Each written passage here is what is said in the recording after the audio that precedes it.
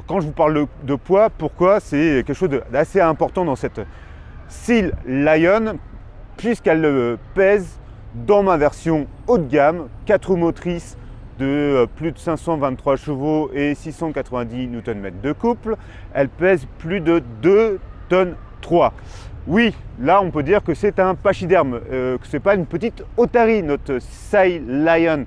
Et tout ça pourquoi? C'est parce qu'elle cache ici dans sa plateforme 3.0, la fameuse plateforme que vous avez sur la berline Seal, vous avez une batterie de 91,23 kWh. C'est l'une des plus grosses batteries que propose aujourd'hui BYD dans ses voitures.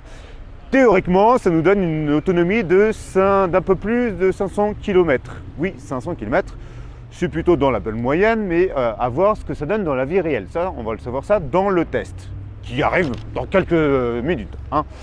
Alors, que savoir d'autre sur cette Sea Lion? Oui, il faut parler de la recharge. Évidemment, la recharge, c'est super important. On est dans une voiture électrique. Normalement, BYD est le spécialiste de la batterie, sauf que jusqu'à présent, on n'a jamais été vraiment convaincu par leur système de recharge.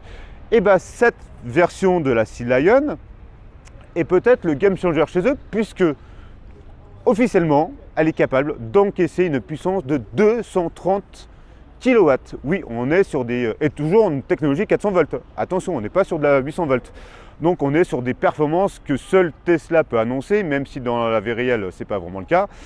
On n'arrive pas à ces temps de recharge, mais aujourd'hui, BYD annonce un 1080 avec cette voiture-là en un peu moins de 25 minutes. Sur du 400 volts, c'est vraiment une grosse performance. Alors, à savoir que là, on est encore une fois dans la version haut de gamme, la version 4 motrices avec cette batterie-là, mais vous avez d'autres versions, dont la version de base qui est avec une batterie de 83 kWh, si je me trompe. Et là, cette batterie se recharge que à 150 kW en max, donc on n'est pas du tout sur la même technologie, donc c'est un peu moins performant. L'intérêt de cette fameuse version en batterie étendue, c'est en effet sa recharge qui lui permet donc de dépasser en WLTP les 500 km. Mais après tout ça, il faut quand même qu'on s'arrête sur ce look, parce que là où j'étais surpris, c'est que moi je ne suis pas vraiment fan, mais que tous les gens s'arrêtent pour dire « Ah, elle est jolie ».